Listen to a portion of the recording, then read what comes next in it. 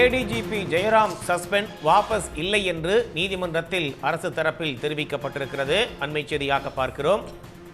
காதல் விவகாரம் தொடர்பான வழக்கில் சிறுவன் கடத்தப்பட்ட விவகாரத்தில் தன் மீதான நடவடிக்கைக்கு எதிராக அவர் உச்சநீதிமன்றத்தில் வழக்கு தொடர்ந்திருந்தார். வழக்கு விசாரணை நடைபெற்று வருவதால் தற்போது இந்த சஸ்பெண்ட் வாபஸ் இல்லை என்று அரசு தரப்பில் உச்சநீதிமன்றத்தில் தெரிவிக்கப்பட்டிருக்கிறது. அண்மை செய்தியாக பார்க்கிறோம். வழக்கு விசாரணை நடைபெற்று வருவதால் பணியிடை நீக்கம் என்பது தொடர வேண்டும் என்று அரசு தரப்பில் வாதம் முன்வைக்கப்பட்டிருக்கிறது.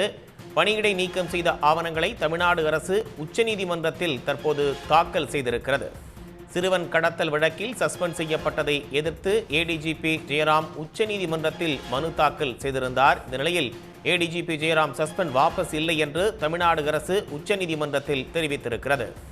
ஏற்கனவே நேற்று இந்த வழக்கு விசாரணையின் போது தமிழ்நாடு அரசு தன்னுடைய நிலைப்பாட்டை தெரிவிக்க வேண்டும் என்று நீதிமன்றம் கூறியிருந்த நிலையில் தற்போது ஏடிஜிபி ஜெயராம் சஸ்பெண்ட் வாபஸ் இல்லை என்று அரசு தரப்பில் நீதிமன்றத்தில் தெரிவிக்கப்பட்டிருக்கிறது.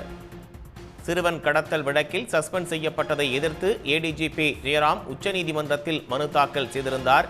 ஏடிஜிபி ஜெயராம் சஸ்பெண்ட் வாபஸ் இல்லை என்று தமிழ்நாடு அரசு உச்சநீதிமன்றத்தில் தகவல் தெரிவித்திருக்கிறது.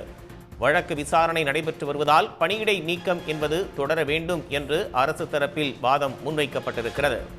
பணியிடை நீக்கம் செய்த ஆவணங்களை தமிழ்நாடு அரசு உச்சநீதிமன்றத்தில் தாக்கல் செய்திருப்பது குறிப்பிடத்தக்கது.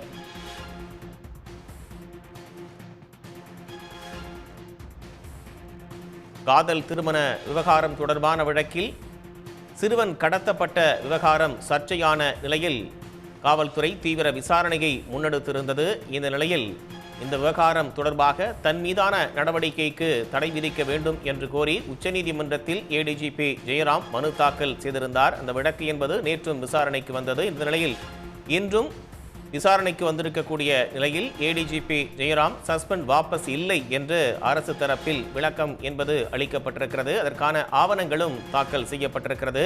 உச்சநீதிமன்ற நீதிபதி உஜ்ஜல் புயான் தலைமையிலான அமர்வில் தமிழ்நாடு அரசு தற்போது இந்த பதிலை தெரிவித்திருக்கிறது.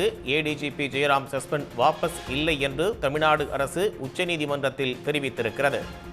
வழக்கினுடைய விசாரணை என்பது நடைபெற்று வருவதால் பணியிடை நீக்கம் என்பது தொடர வேண்டும் என்று அரசு தரப்பில் வாதம் முன்வைக்கப்பட்டிருக்கிறது. நிலையில் பணியிடை நீக்கம் செய்யப்பட்ட ஆவணங்களை தமிழ்நாடு அரசு உச்சநீதிமன்றத்தில் தாக்கல் செய்திருக்கிறது.